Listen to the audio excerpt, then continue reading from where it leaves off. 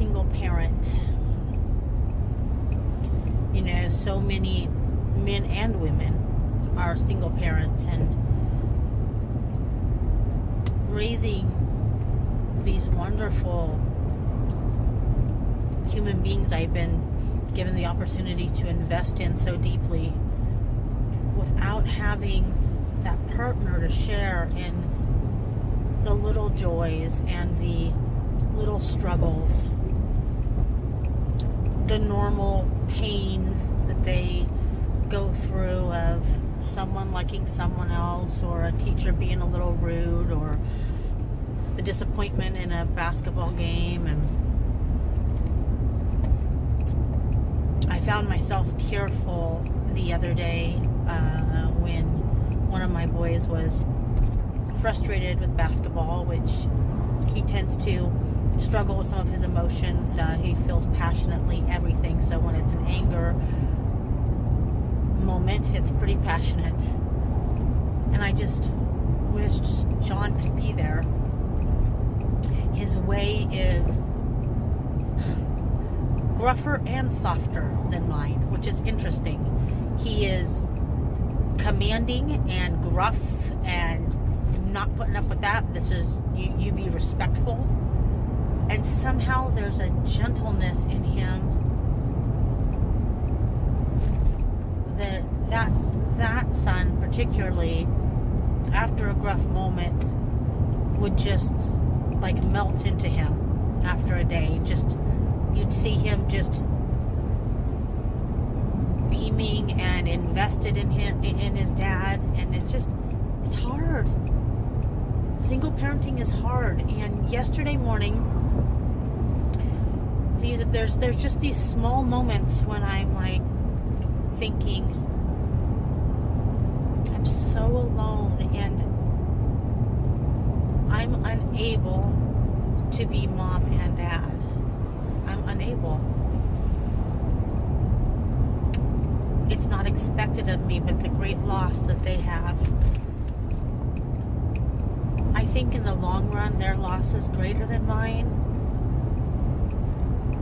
I lost my life partner, so I feel I got cheated of 30 more years. But I had those years. I know in every situation, I know what his response and what he would want would be. And they don't. They didn't get that opportunity. And that causes me great pain sometimes. And yesterday morning, my oldest son was getting ready. We are starting at a new church, kind of a branch of our original church, and he's going to be doing some tech stuff, which I'm super proud of him, because that's been so difficult. And I wish my husband was here to be proud of him. It's been a struggle for him to just social situations, and those kinds of things are not his strengths, and just that he's willing to try. But I hear him listening to a YouTube channel on how to tie a tie, and he's somewhat frustrated, and I'm like, well, I can try. And he's like, well, when have you ever tied a tie? And I'm thinking, yeah, I haven't.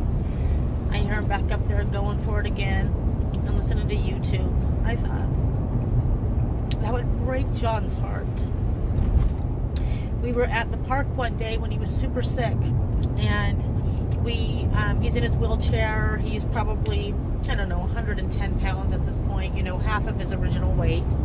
It was just a couple months before he died, and a teacher showed up from school that the boys really liked, because we were at the school park, and one of them was playing Frisbee with him, with one of the boys. And I heard the teacher say, wow, you got a really great arm. Where'd you learn to play Frisbee like that? And I hear him just easily, casually say, oh, my dad taught me. And John didn't hear that. And I turned to him and I said, did you hear that, honey? And he goes, no. And I said, our son just said that his dad taught him that. And John just burst into tears.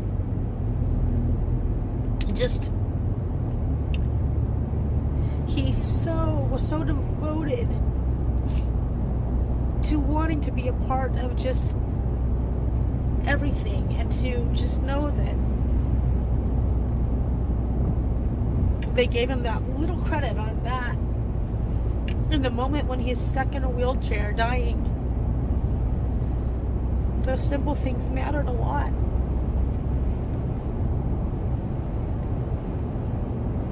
And so to hear him listening to YouTube to get advice, that's painful. I'm glad it's there for a lot of things that I don't know how to do. And that John's not here to help me either. And I just say, okay, God, I'm going to keep claiming it. You are the father to the fatherless. And that means every single mother out there, every single father out there, because he's also I'm not going to get into the details of gender, but he's the parent to the person missing a parent. So put it that way.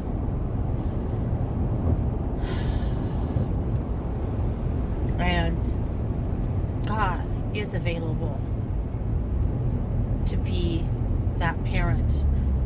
And sometimes he might offer himself, his knowledge, his wisdom, his guidance and support through other people, through teachers, through mentors, through pastors, and I guess sometimes through YouTube. So I got to be thankful for it rather than sad about it. Thankful that my sons can continue to grow and that God can provide even with John not here.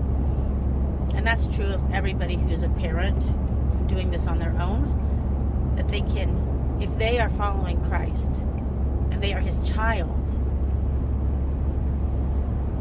then he is available to be that father to them and to their children.